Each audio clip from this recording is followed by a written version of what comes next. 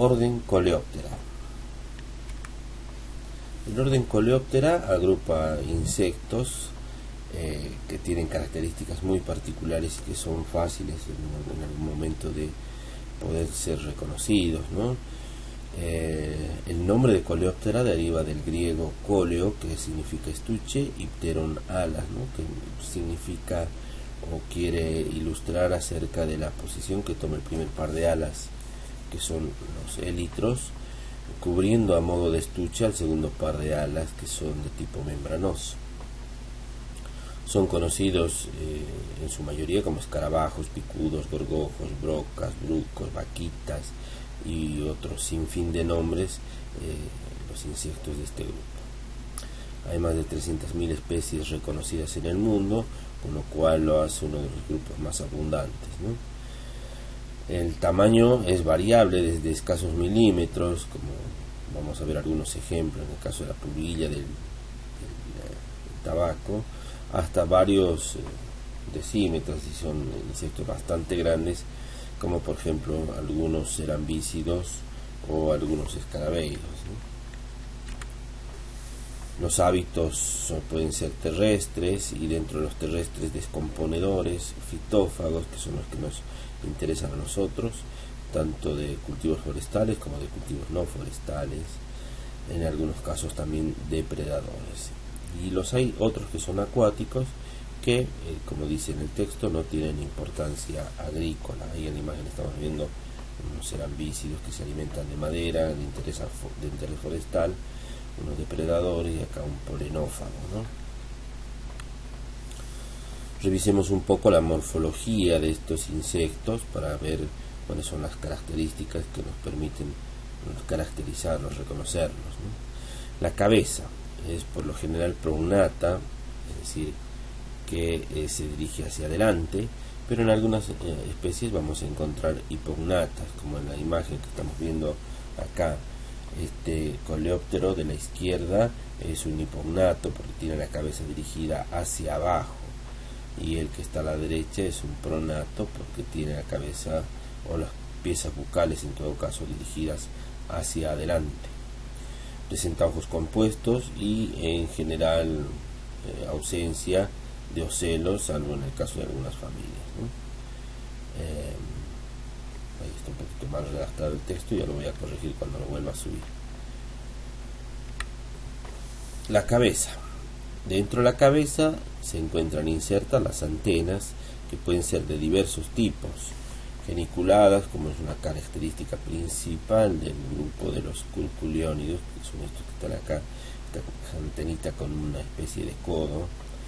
Las capitadas, que rematan en cabezuelas, lameladas, que vemos en este caso, filiformes, como en este insecto de acá abajo, aserradas, como se ven acá, y en algunos casos también pueden ser moniliformes o pectinadas, y en algunos otros pueden ser inclusive compuestos, ¿no? Geniculadas que rematen en cabezas, o geniculadas que rematen en una antena clavada, ¿no? Es decir, hay una gran variedad de antenas en este grupo. Ahí vemos lo que es importante por ahí del grupo, que nos marca a nosotros la relevancia del interés agronómico, que es el aparato bucal, ¿no? El aparato bucal de tipo masticador, tanto en los adultos como en los juveniles, donde se destaca muy claramente en esta imagen de la izquierda, ¿sí? El clipio, el labro, las mandíbulas muy fuertes acá, como se puede ver, las maxilas por debajo de ellas, acá se ven los palpos, tanto los maxilares como los labiales, ¿no? Son estructuras muy bien desarrolladas que le permiten adquirir, digamos, varios diversos hábitos tróficos. La misma imagen, un poquito más vista desde dorsal, ¿no? Las mandíbulas fuertes, el clipio y el labro que cierran la parte superior, y los palpos muy manifiestos. También se pueden observar claramente acá los ojos compuestos en esta cabeza bien ejemplificada. Sigamos. Vámonos al tórax. En el tórax encontramos que es un tórax poco desarrollado, es decir, muy pocas, digamos, escleritos no muy destacados, que no destacan por encima del resto. Un meso y metatórax fusionados en el noto, ¿sí?, formando por ahí esto que habíamos mencionado como el pterotórax. Y el escudo, siempre visible, el escudo recordemos que es parte del protórax, que se manifiesta en casi todos los coleópteros con este esclerito triangular que se encuentra en la parte apical en la parte basal de las alas, ¿no?, como se ve ahí.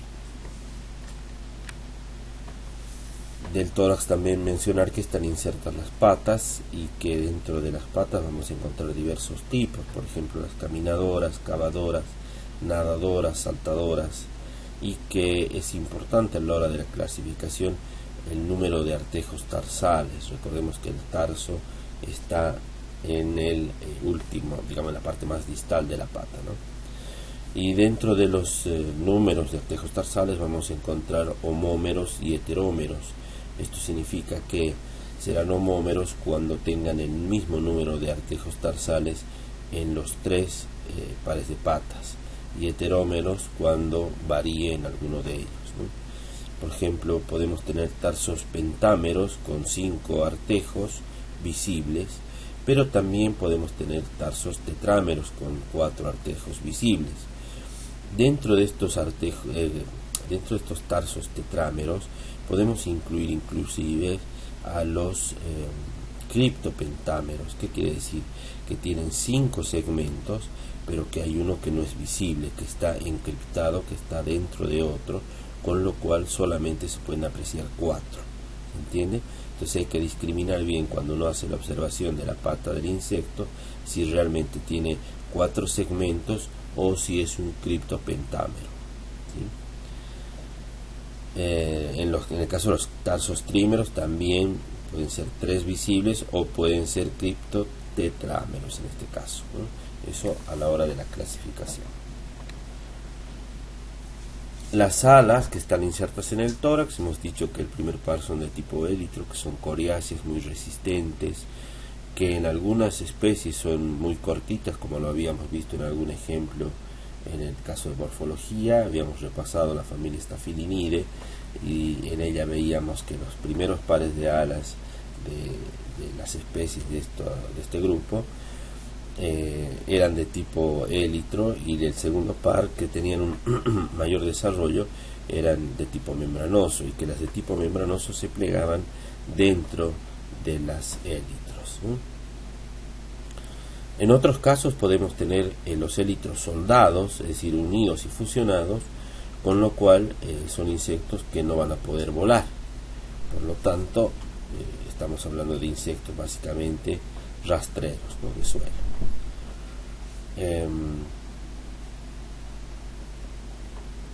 Por supuesto, este primer par de alas no es útil en el vuelo, sí sirve para protección.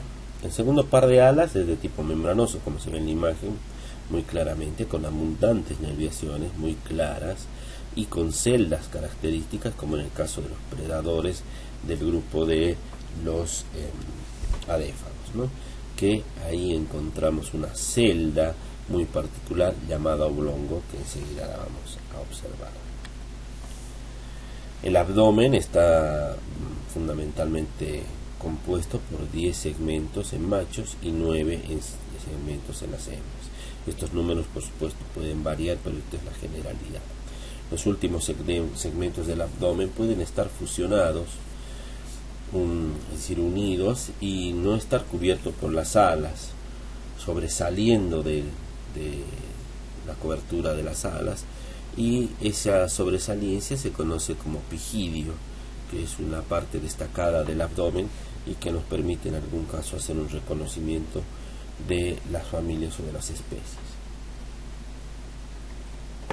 Las hembras poseen ovipositores muy cortos o ovipositores prácticamente ausentes, es decir, que la oviposición en el caso de los coleópteros por lo general es de tipo superficial, ¿no?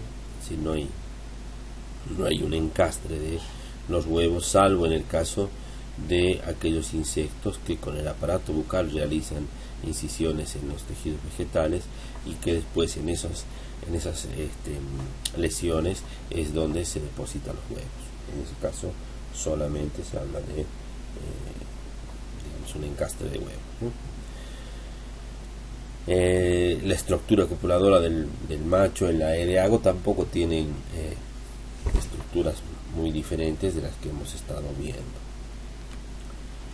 Hablemos del desarrollo, y en el desarrollo vamos a ver que son insectos que presentan por lo general la holometabolia. Recordemos que la holometabolia era un ciclo que incluía el huevo, la larva, la pupa y el adulto, siendo las larvas de la misma característica en todos los casos, en todos los estadios, ¿no? Solamente variaban en tamaño. Esto para la mayoría de las familias de Coleoptera, exceptuando la familia meloide, que habíamos caracterizado con una metamorfosis de tipo hipermetabolia, en el que se presentaba un primer momento una larva depredadora, posteriormente una larva con características escarabeiformes, luego una larva ápoda, una pseudopupa, una pupa y el adulto, ¿no? Con lo cual las características larvales eran muy diferentes y nos permitía separarlo en otro grupo. Ahí están los tipos de larvas que se pueden presentar, ¿no? Curculeoniformes, como la de abajo, esta del tabaco, elateriformes, el gusano alambre, escarabeiformes, estos lacatos, y cerambiciformes, estas que vimos como las que viven en la madera. Seguimos con el desarrollo, y luego de la larva observamos que la pupa que poseen los coleópteros es una pupa de tipo libre en todos los casos, ¿no? Recordemos que la pupa libre tenía tanto las pterotecas como las podotecas separadas del cuerpo, sin fusión, como se ve ahí en la imagen, ¿no? Claramente se notan las alas separadas de las patitas, y estas muy claramente separadas del cuerpo, ¿no? Por lo que se trata de una pupa libre o exarata o exarada. En alguna bibliografía la van a encontrar así: pupa libre, o pupa exarata o pupa exarada. Dentro de los hábitos tróficos que vamos a encontrar, vamos a ver que hay fitófagos, que son de nuestro interés, por supuesto, y dentro de los fitófagos vamos a ver polenófagos, aquellos que se alimentan de polen, xilófagos, los que se alimentan de madera, coprófagos, que se alimentan de excrementos, necrófagos, que vamos a encontrarlos alimentándose de materia muerta, de animales muertos. Estos son de mucho interés en cuanto a la entomología forense, por ejemplo, no tanto para nuestro caso. Predadores, que sí son de nuestro interés porque son controladores biológicos de muchas plagas, y otro tipo de hábitos tróficos. Vamos a la clasificación, que sí, esta es un poquito compleja, y vamos a separar al grupo del orden Coleoptera en dos subórdenes, ¿no? El suborden adéfaga y el suborden polífaga. Vamos a comparar ambas. En el caso de adéfaga, el primer uroesternito dividido por las coxas del tercer par de patas. No se asusten que esto lo vemos ahora, ¿no? El protórax con un surco notopleural, las larvas campodeiformes, o nosotros lo habíamos caracterizado por ser larvas con mandíbulas fuertes, patas largas, ¿sí? Y que además pueden presentar urogonfos, que son estas extensiones o estos procesos articulados que pueden salir, digamos, emerger desde el abdomen, y que le permiten colgarse. En algunos casos lo hemos visto, estos filamentos caudales en algunas larvas, ¿no? Los tarsos presentan dos uñas, y las mandíbulas son falciformes en forma de espada, que le permiten, por supuesto, capturar mejor las presas y hacer un mejor ataque, digamos, ¿no? Y la presencia del oblongo en las alas. Eso para el caso de adéfaga. En el caso de polífaga encontramos antenas diversas, lameladas, uniformes, geniculadas, en fin. Y el primer uroesternito está completo, el protórax sin surco notopleural y alas membranosas sin oblong, los tarsos con una uña. Vamos a ver estas diferencias más claramente. Ahí vamos a ver esto que mencionábamos de los uroesternitos. Recordemos que hacemos referencia a uroesternito cuando mencionamos los segmentos abdominales al decir uro, y esternito nos está ubicando digamos, la palabra nos está ubicando en la parte ventral del insecto. Entonces estamos hablando de los escleritos ubicados en la parte ventral del abdomen. Estos escleritos están marcados acá con los números o con las letras I, 2I, 3I. ¿Sí?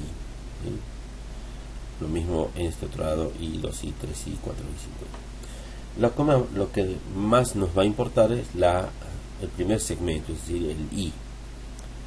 Fíjense que este segmento recorre todo el abdomen del insecto y que en el caso de los adéfagos este segmento está interrumpido o está cortado de alguna manera por las coxas del tercer par de patas, que serían estas signadas con la CX3. ¿Sí? Es decir, que esta es la coxa del tercer par de patas derecho y este del izquierdo, que cubren el primer uroesternito, el primer segmento abdominal de la parte ventral. Si es así, se trata de adéfaga. Si es de polífaga, fíjense como en polífaga el primer segmento abdominal está completo, no está cubierto por las coxas del tercer par de patas que están acá arriba. ¿Sí? Invaden un poco este uroesternito, pero no lo cubren por completo como en el caso de adéfaga. ¿Sí? Eso se ve claramente. Luego está el ala, que en el caso de polífaga no presenta una celda destacada como en el caso de adéfaga, que está presente esta célula llamada oblongo, célula o celda, ¿no? Que está delimitada por una serie de nerviaciones presentes en el ala. ¿Claro? Veamos alguna otra característica. Veamos ahí. Ahora con el cursor les voy a marcar el surco notopleural, que es este surco que separa el noto, es decir, la parte dorsal del tórax, con la pleura. ¿Sí? Por eso se llama el surco notopleural, que en el caso de los adéfaga está siempre presente y en polífaga no está ausente o es muy poco notable. Perdón, está ausente y es muy poco notable. También veíamos que las uñas tenían un par en el caso de adéfaga, como se ve acá en las patas. ¿Sí? Estas dos uñitas que nos muestran esa característica. Entonces ya tenemos separado lo que serían suborden adéfaga y suborden polífaga. Veamos qué hay dentro de cada uno. Dentro del suborden adéfaga solo vamos a ver una familia de interés agrícola, un par de familias, mejor dicho, que son la familia Carabidae y la familia Cicindelidae. La Carabidae con mayor cantidad de representantes dentro de lo que es la zoología agrícola, y Cicindelidae con algunos cuantos, ¿no? Pero el hecho es de que ambos, las especies de estas dos familias, que son de interés agronómico, son la mayoría de ellos depredadores, salvo una excepción, ¿no? Son depredadores y tienen muy buenas características de depredador. Veamos algunos ejemplos. Para Carabidae encontramos a Colosoma argentinense, que es la Juanita, ¿sí? Que es un insecto rastrero que se alimenta de presas en el suelo, y que cuando uno lo pisa genera un olor bastante acre, picante, que es característica también de estos insectos. Después está Levia concina, que tenemos allá abajo a la derecha, que también es un carábido, pero en este caso suele comportarse como un fitófago en el caso de la soja. Vamos a ver, a volver a verlo seguramente, y vamos a volver a abordar cada una de estas especies. Son solamente ejemplos. Lo que hoy quiero que a ustedes les quede claro es el tema de las familias, ¿no? Seguimos dentro de carábide, y otro representante es Galerita collaris, que también está en suelo, pero puede también encontrarse en follaje y es un muy buen depredador. Pasamos al suborden Polífaga. El suborden Polífaga, fíjense la cantidad de familias de interés agrícola que posee, ¿no? Están Scarabeide, Cerambicide, Lacitide, Meloide, Crisomelide, Lateride, Coccinelide, Staphylinide, Curculionide, y hay algunas otras más que no las hemos incluido en esta lista, pero seguramente cuando vayamos viendo la parte de plagas por cultivo vamos a ir mencionándolas y vamos a ir describiéndolas con un poco más de detalle. Empecemos con la familia Scarabeide. La familia Scarabeide, fíjense, 30.000, el 10% de las especies que componen el Coleoptera está participando con ese 10% la familia Scarabeide, ¿no? Es decir que son muy abundantes.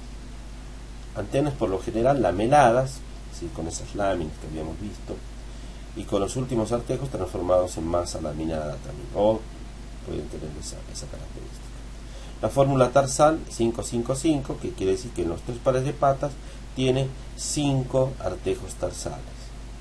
Especies de interés agrícola presentan varias en esta familia, y las larvas escarabeiformes son los conocidos como gusanos blancos o lacatos, que viven en el suelo y que se pueden alimentar de raíces. Veamos algunos ejemplos. Ejemplos de esta familia son Diloboderus abderus, Euphoria lúrida, Cyclocephala signaticolis, Gymnetis pantherina, Dicinetus gagates, Strategus validus y Ligirus Otomarus burmesteros. Ese es Diloboderus abderus, el bicho torito o bicho candado, presente en varios cultivos. Lo vamos a retomar cuando veamos maíz y girasol, ¿sí? Que en esos casos, cuando son cultivos extensivos, son bastante importantes, ¿sí? Estos son los adultos. El macho con un cuerno móvil, que es solamente ornamental, sirve para solamente adornarse, y esta es la hembra de un color más oscuro, ¿sí? Que no posee ese cuerno. Aquí están las larvas de los gusanos blancos o lacatos. Los daños que puede producir, fíjense las larvas en esas raíces, y los hospederos son pasturas, césped, cereales como el maíz, puede estar en soja, alfalfa, hortalizas, sorgo, girasol, etc. Y en trigo, el umbral de daño de estas larvas se menciona con 5 larvas por metro cuadrado, para lo cual se hace un estudio de suelo donde se busca la cantidad de larvas presentes en un metro cuadrado, que es la referencia que nos va a dar la posibilidad de manejar la plaga. Euphoria lúrida, que es este que tenemos acá, que está presente por lo general los adultos atacando flores, es muy importante en cultivos ornamentales, y las larvas están en el suelo, como lo venimos describiendo para esta familia. Mismo Cyclocephala signaticolis, que es plaga de varios cultivos extensivos, como por ejemplo la soja, que el adulto es de vida libre y la larva es subterránea, alimentándose también de las raíces, ¿no? Gymnetis pantherina, con la misma característica, puede atacar en algunos casos frutos. El adulto, por supuesto, puede encontrarse en cultivos tales como la vid, por ejemplo, y la larva, por supuesto, en el suelo. Mismo que Strategus validus en caña de azúcar, ¿no? Con la misma característica. Y Tomarus burmesteris, que es este que está acá. Bien. Son ejemplos nada más, ¿no? En la medida que vamos viendo los distintos cultivos, vamos a ir viendo cuáles son los insectos de esa familia que ataca cada cultivo. Vamos a Cerambicidae. ¿Qué características tiene Cerambicidae? Los adultos suelen ser insectos con antenas largas, muy largas, robustas en la mayoría de los casos, y pueden ser tan o más largas que el mismo cuerpo del insecto, y muchas veces suelen tener, se pueden enrular sobre sí mismas, dándole un aspecto muy particular a los cerambícidos, ¿no? Las larvas, por supuesto, como corresponde, son larvas cerambiciformes, estas que tenían los mamelones, y que los tres pares de patas torácicos estaban reducidos. Especies de interés agrícola, por ejemplo, tenemos a Onsideres y a Stenodontes spinibarbis, que ahora ya ha cambiado el nombre, ya les decía qué nombre tiene, y que son estos que tenemos acá. Este es el caso de Onsideres, el famoso cortapalo, ¿no? Fíjense cómo el adulto, que está en la parte superior izquierda, se va alimentando de las ramas de los árboles y que producen ellos un corte, como se ve ahí, una lesión circular en forma de anillo, o bipone en la parte de la rama más distal, en la parte más alejada de la rama, y luego con el paso del tiempo esa rama, por supuesto, se quiebra, cae al suelo, y es en el suelo donde termina el ciclo la larva. Es decir, la rama que está en el suelo va a servir de alojamiento a la larva para que termine su ciclo en ella, ¿no? Abajo a la derecha vemos cómo se va moviendo la larva, formando galerías en su interior, haciendo que estas ramas se mueran, por supuesto, caigan al suelo. Esta característica le permite al insecto quedar protegido en el invierno en las ramas que están en el suelo y retomar su actividad en el verano. Tiene un solo ciclo anual. Y por supuesto ya me estoy imaginando que uno de los manejos consiste en recoger las ramas que están en el suelo y quemarlas, ¿no? Para bajar la densidad de población. Este es el caso de Malodon spinibarbis o Stenodontes spinibarbis, como se conocía antes. Es la sinonimia, es lo mismo nombrarlo de una u otra forma. Es un insecto bastante grande que tiene entre 7 y 8 centímetros de longitud, y que también se alimenta, en caso de las larvas, de los tejidos de la madera de los árboles, ¿no? Nada más que en este caso se puede desarrollar no solamente en las ramas, sino en el tronco principal, produciendo los daños que uno ya se imagina, ¿no? Bien, esto en el caso de Cerambiciforme. Perdón, de Cerambiciforme. Profe, Sí. tengo una duda. Hay tres ilustraciones. Disculpe, Francisco, ¿sabes? Sí. Tengo una duda. ¿Hay tres ilustraciones? ¿Corresponden al mismo insecto o son dos variedades distintas en la primera y la tercera? Corresponden al mismo insecto, ¿no? En el caso, vos decís por el desarrollo de las mandíbulas, tal vez, ¿no? Sí, Lo justamente. que pasa es que la foto de la izquierda es como que tuviera las mandíbulas más hacia abajo. No sé si las ves. Están más unidas y más hacia abajo, pero sí se trata del mismo insecto. Gracias. Vamos a la familia Dasytidae, que antes se denominaba la familia Meliridae, ¿no? Cambiado de nombre la familia. Esta familia incluye insectos de más o menos una longitud de 7 a 8 milímetros, con un cuerpo muy piloso, es decir, con muchos pelitos. Las larvas se desarrollan en suelo, y las especies de interés agrícola son Astylus atromaculatus y Astylus quadrilineatus. Incluiríamos tal vez un Astylus más, que es el Astylus trilineatus, que suelen estar presentes los tres insectos, generalmente formando un complejo, ¿no? Atacando juntos al mismo tiempo estos tres insectos. Veamos algunas imágenes. Ahí está Astylus atromaculatus, conocido como 7 de oro, ¿no? Es el nombre que recibe, el nombre vulgar que recibe este insecto. Lo han debido ver seguramente.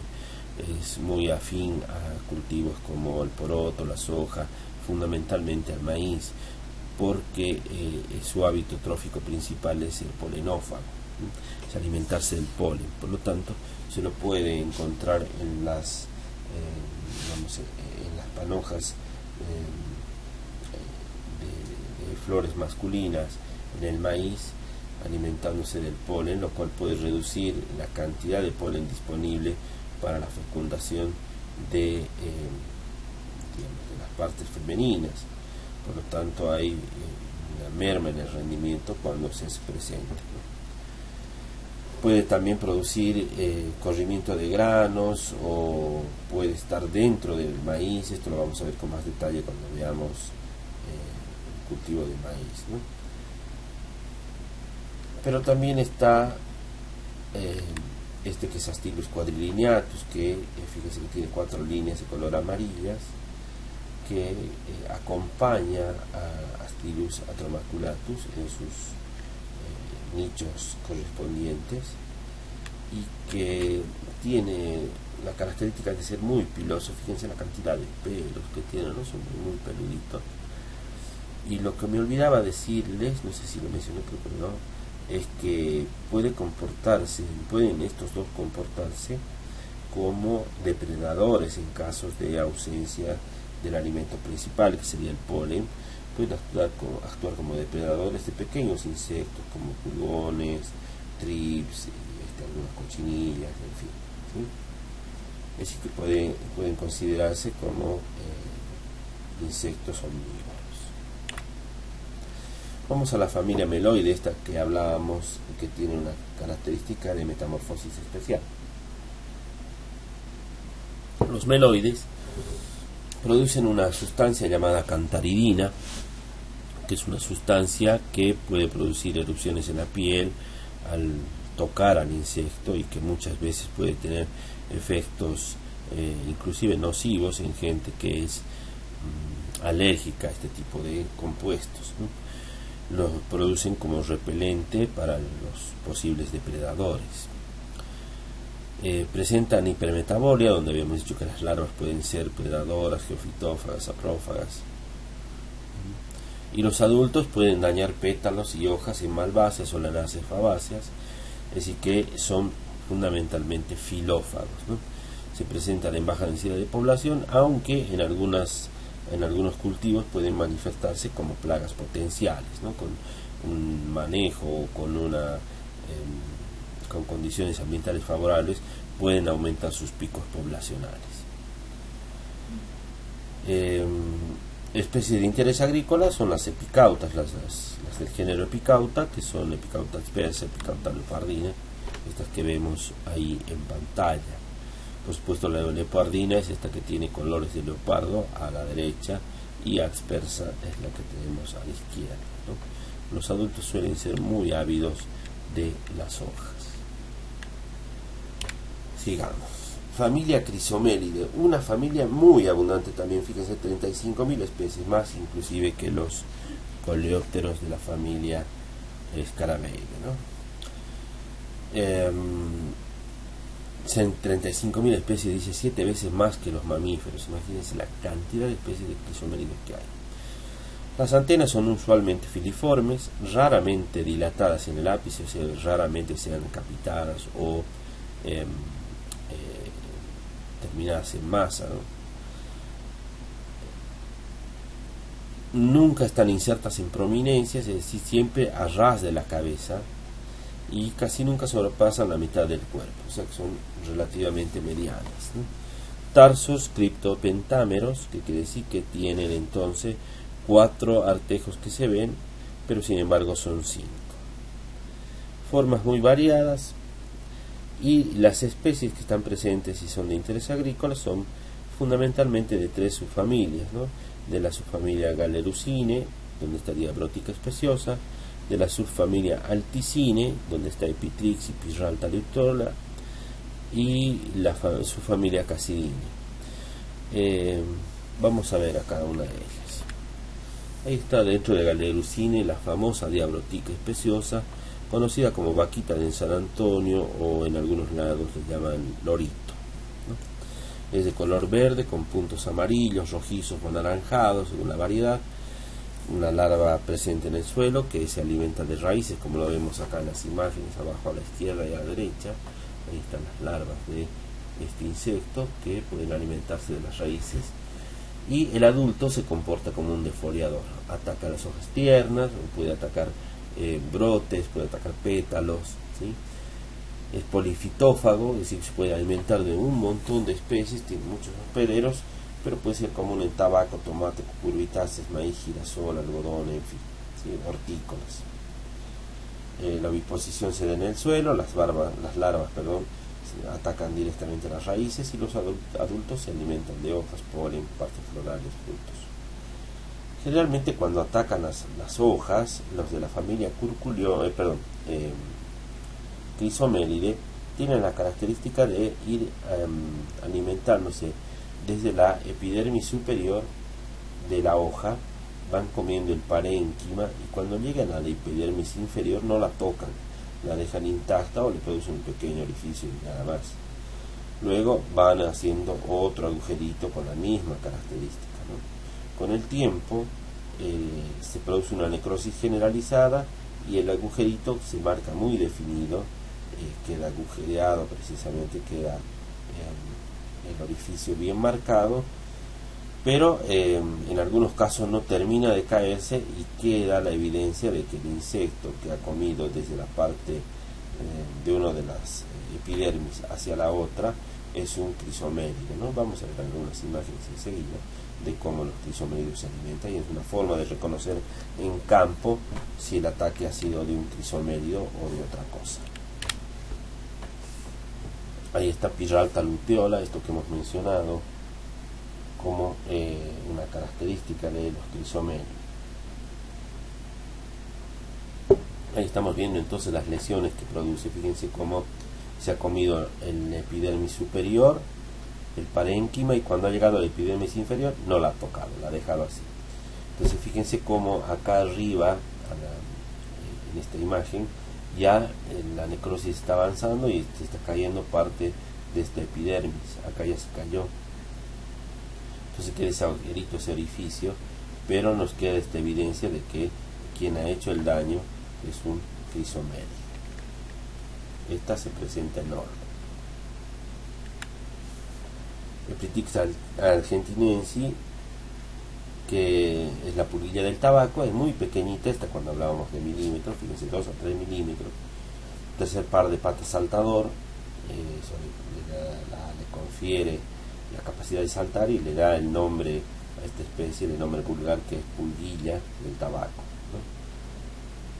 Se produce su ataque cuando está presente, se da formando varios agujeritos, orificios dentro de una hoja que parece haber sido aperdigonada, es decir, que hubiera recibido un disparo de escopeta con perdigones, con muchos orificios que por supuesto marcan la hoja y que nos permiten a nosotros reconocer fácilmente el daño o ataque de qué insecto es.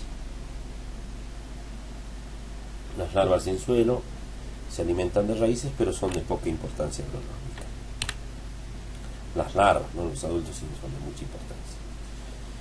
Tenemos la subfamilia Cassidinae, que son insectos que presentan colores brillantes, que además tienen un desarrollo de los élitres muy muy particular, ¿sí?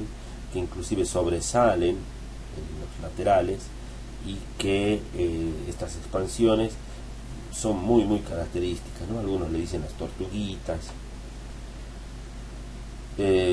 Son defoliadores, pero se presentan por sobre todo en malezas, ¿no? Ahí mencionamos como malezas el bejuco, la mostacilla, el diente de león, de las cuales se alimenta ávidamente, es decir, por lo general no está en cultivo, sí en malezas.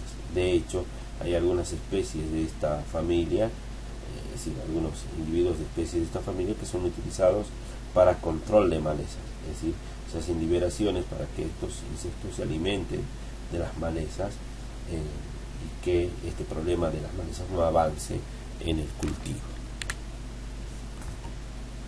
Bien. La familia Coccinellidae son conocidos como mariquitas, chinitas, catarinas, vaquitas de San Antonio también, que son insectos pequeños de casi 1 centímetro, con extremidades cortas y colores por lo general bastante vivos, llamativos, ¿no? Su cuerpo suele ser globoso, hay algunos que son ovales, y la cabeza escondida en el protórax y las antenas clavadas, ¿no? A diferencia de lo que eran los crisomélidos, que eran antenas filiformes, ¿no? Porque muchos de los crisomélidos pueden llegar a parecerse a los coccinélidos. Son criptotetrámeros, perdón, ahí dice que tetrámeros parecen, sí, está bien, parece que tuvieran 3 segmentos, pero en realidad son 4 segmentos tarsales. La oviposición se realiza en grupos, que vamos a ver enseguida. Los huevos son ovales, de color anaranjado, amarillo, rojizo, amarronado en algún caso. Las larvas son tisanuriformes, estas larvas depredadoras típicas, que pueden estar recubiertas con secreciones cerosas, con ceras de color blanquecino. Y presentan, como todos los coleópteros, pupa libre. Hábitos por lo general predadores en adultos como en larvas, y esto es lo más importante por ahí de la familia. Ahí está el ciclo, ¿no? Fíjense, estas son las oviposiciones en grupos. Esta es la larva típica, tisanuriforme, con mandíbulas bien fuertes, patas largas que le permiten desplazarse rápidamente. Esta es la pupa de tipo libre, y acá el adulto que se está alimentando de algunos pulgones. Bueno, son especies de interés agrícola que las vamos a retomar, por supuesto, más adelante, cuando vamos viendo los cultivos. Eriopis conexa, que es esta que está acá. Adalia bipuntata, la bipuntata me están significando que tiene 2 puntos, que sería esta. Diomus tucumanus, que es este. Y Ciclonera sanguínea, que es esta de color rojito sangre, ¿no? Un poquito más oscura. Las anteriores son afidófagos, que quiere decir que se alimentan fundamentalmente de pulgones. No quiere decir que no se alimenten de otra cosa, pero principalmente se alimentan de pulgones. En el caso de los coccidófagos, son principalmente su fuente de alimentación son las cochinillas, ¿no? Y ahí tenemos a Hippodamia convergens, que es esta que está acá, y a Simus argentinicus, que es este, y olla abdominalis, que vendría a ser el negativo de esta, ¿no? Fíjense que esta tiene el fondo rojo con los puntos negros, y olla abdominalis tiene el fondo negro con los puntos rojos. Bien. Este es un caso especial, es dentro de este grupo, digamos, la oveja negra de la familia, porque es una fitófaga, no es depredadora, sino es fitófaga. Es Epilagna painulata, la vaquita de los melones, que por supuesto con ese nombre ya me está indicando de que se alimenta de cucurbitáceas, ¿no? Los daños que produce son los de cualquier crisomélido, también muy parecido. Fíjense cómo se va alimentando desde la parte de la epidermis hasta la siguiente epidermis. La característica sí de Epilagna es que respeta las nervaduras, no se alimenta de las nervaduras, por lo que cuando se produce la lesión y luego se cae el tejido muerto, solamente quedan las nervaduras de la planta intactas, ¿no? Con lo que le da un aspecto muy bonito de encaje o de tul a la planta que ha sido atacada por esta vaquita, ¿sí? Hablemos un poco de la familia Staphylinidae. Esta ya la hemos mencionado 3 veces. La característica principal de los Staphylinidae es, por supuesto, el primer par de alas, estos élitros cortitos, de ahí que los mencionamos como braquípteros, ¿sí? Caminan con el abdomen hacia arriba, como se ve en la imagen, es muy particular, su caminar es muy distintivo, y los adultos pueden comportarse con hábitos tróficos de depredador, ¿no? Eso es de interés agronómico porque pueden ser benéficos en algún caso. Y algunos adultos son vesicantes, que quiere decir que expulsan fluidos que son repelentes y que en algunos casos suelen ser de muy mal olor o de olores picantes, acres, ¿no? Paedurus es uno de los representantes más importantes, Y hay que hacer la distinción de estos estafilinidos porque comparten nicho ecológico y son muy parecidos a otro grupo que son las tijeretas, ¿no? Que nosotros no las vamos a abordar. En este caso, cuando veamos maíz, sí las vamos a ver un poquitito. Las tijeretas, que por supuesto tienen esas extensiones abdominales que tienen forma de pinza, pero que nosotros no las vamos a ver el día de hoy, por lo menos, ¿sí? Para diferenciarlas, por supuesto, hay que ver el primer par de alas, que si es cortito se trata de un estafilinido con seguridad. Bien, avancemos. Y llegamos a la familia Curculionidae, que por ahí es la familia más importante de este grupo. ¿Por qué? Porque esta familia incluye a plagas de mucho interés agronómico, muchas plagas que son plagas primarias en los cultivos en los cuales están presentes, ¿sí? Son conocidos como picudos o gorgojos porque precisamente presentan este rostro alargado, ¿sí? Un rostro muy prominente en algunos casos, y que en el extremo de ese rostro se encuentra inserto el aparato bucal. Las antenas son de tipo geniculada, es decir, con ese codito, y cuando están en reposo las antenas las suele guardar o alojar en un surco en el rostro llamado escrobo, ¿no? Ese surco es muy característico en esta familia también. Entonces tenemos varias cosas para reconocer a los insectos de esta familia. Son especies de interés agronómico: Faustinus cubae, Phiridanus mauricius.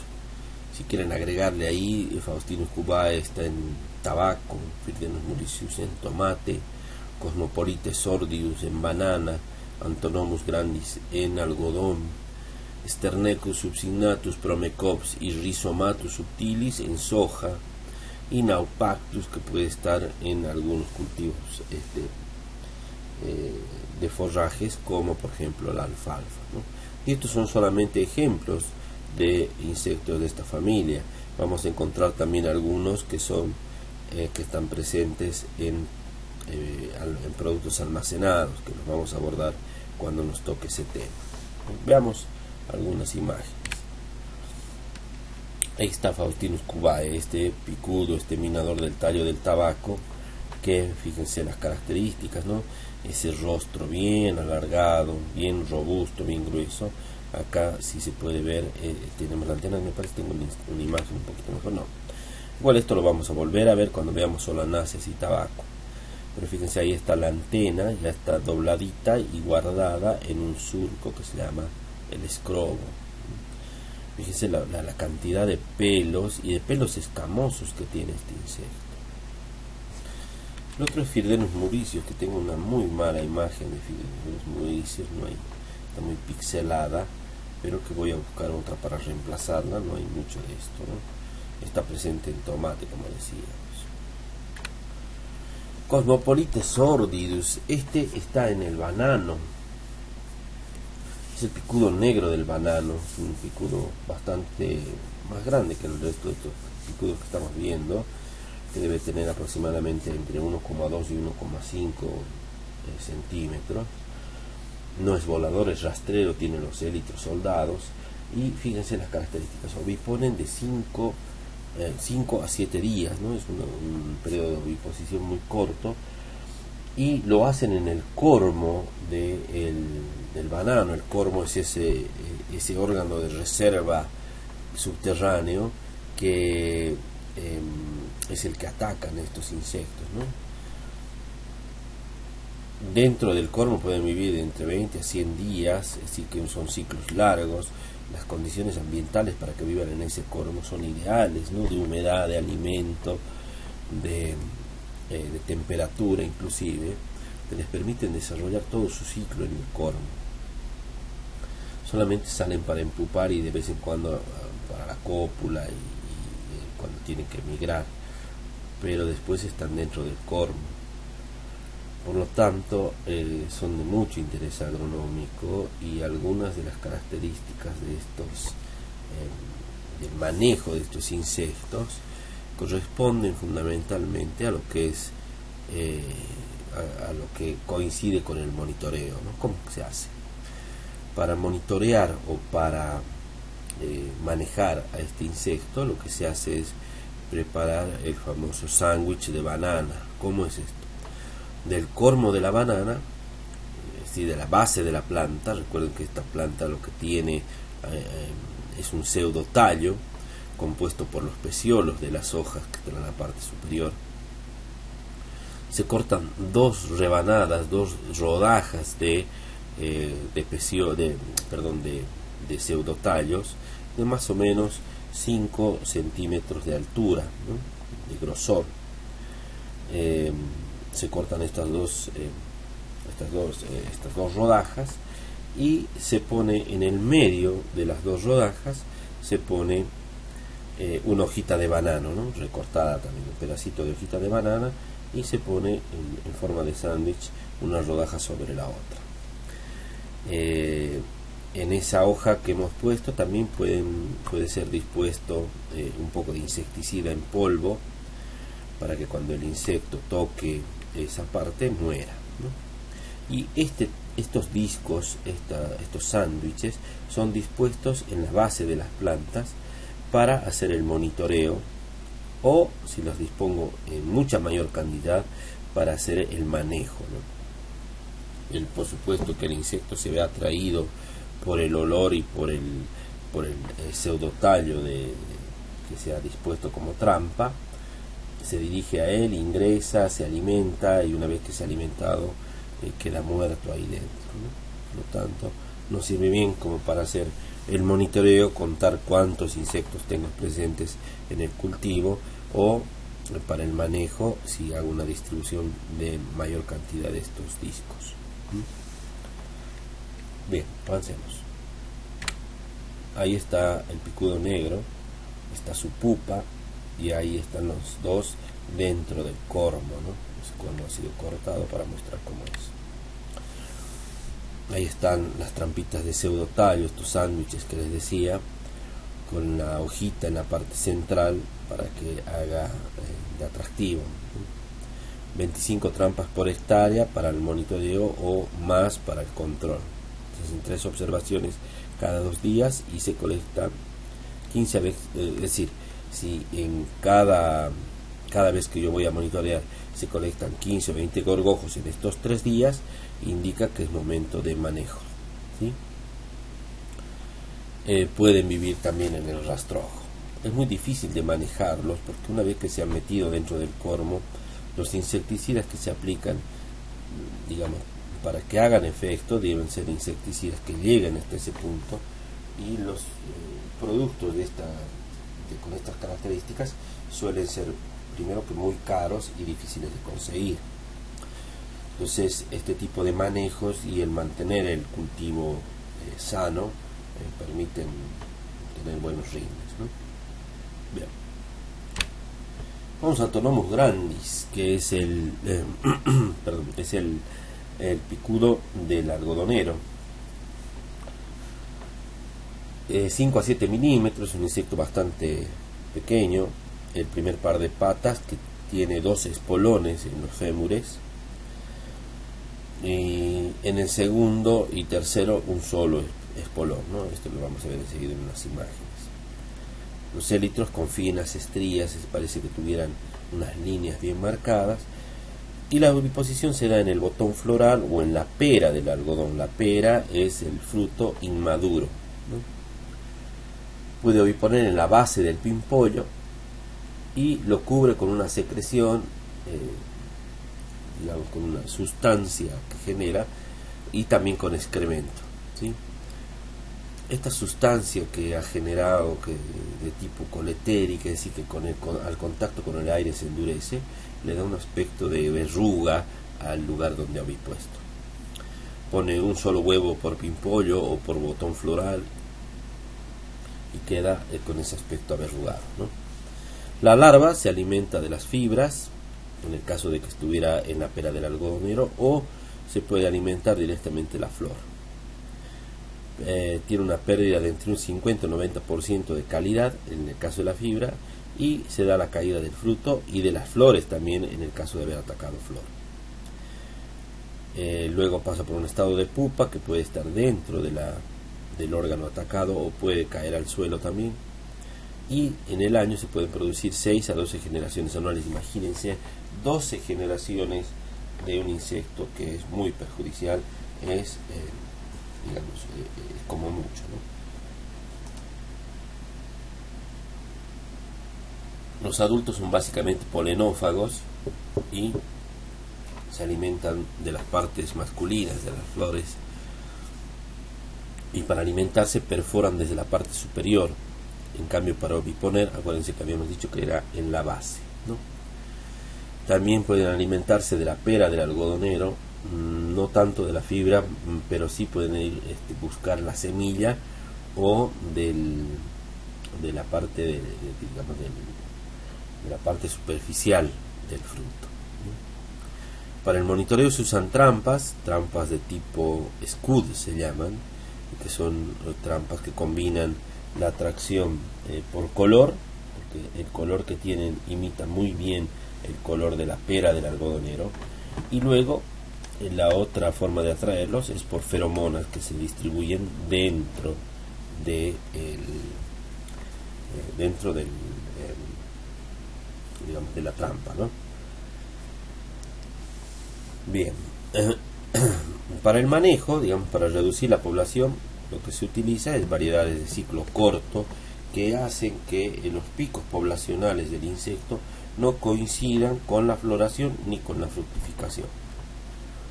Lo que se hace también es que se aconseja destruir el rastrojo, voltear rápido todo lo que es posterior a la cosecha, y se recomienda una incorporación al suelo, ¿no? Lo que es importante es no coincidir floración-fructificación con la mayor densidad de plaga, eso es lo que decía. Ahí está el insecto en sí, fíjense el rostro tan alargado que tiene, ¿no? Fíjense también en el primer par de patas, en el fémur, estos dos espolones, estas dos especies de espinas, ¿sí?, bien manifiestas, y en el segundo y tercero solamente tiene una espinita corta, ¿sí? El rostro bien alargado, fíjense, y aquí en el extremo del rostro, acá en la puntita de este pico, ahí es donde lleva el aparato bucal, ahí están las mandíbulas, las maxilas, bien desarrolladas. Acá las antenas geniculadas, y el escrobo se presentaría en el rostro más o menos a esta altura, ¿no? Dentro del tejido vegetal, en este caso de la fruta, bien digo, del fruto inmaduro de la pera, se desarrolla la larva y posteriormente la pupa.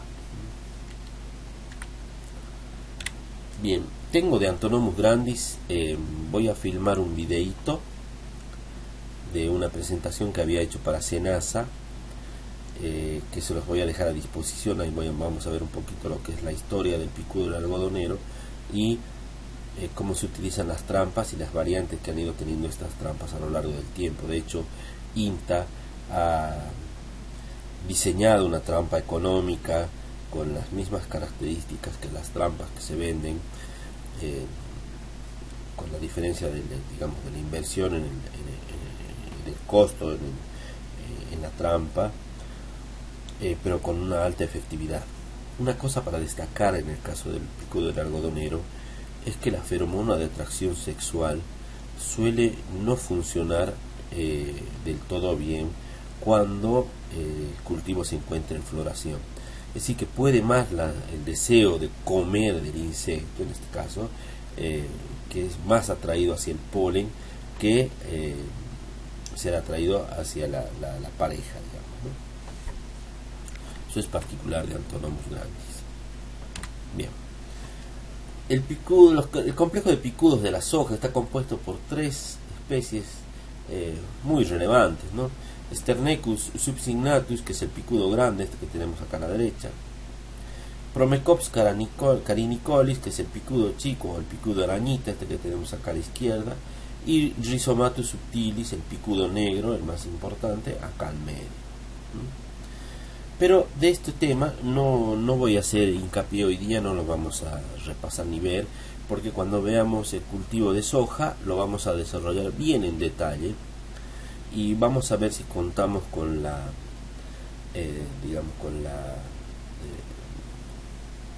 con la presencia y con la amabilidad de la doctora Guillermina Socias, que nos va a dar una charla acerca de los picudos de la soja y cuál es su impacto en nuestra zona, y cuáles son las características con las cuales los podemos llegar a reconocer y por supuesto el manejo, ¿no? Así que lo vamos a dejar pendiente a este tema. Pasamos a Naupactus angulitorax.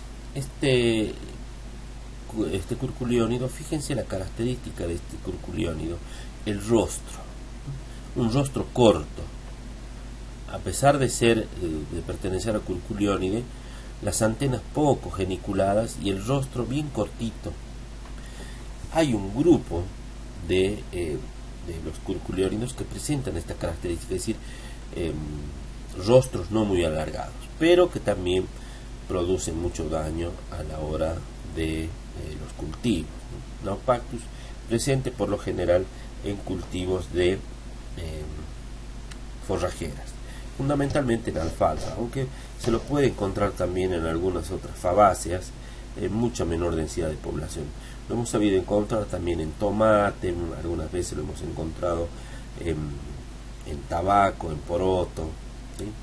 Pero con baja densidad de población. Se puede decir tranquilamente que se trata de una plaga secundaria.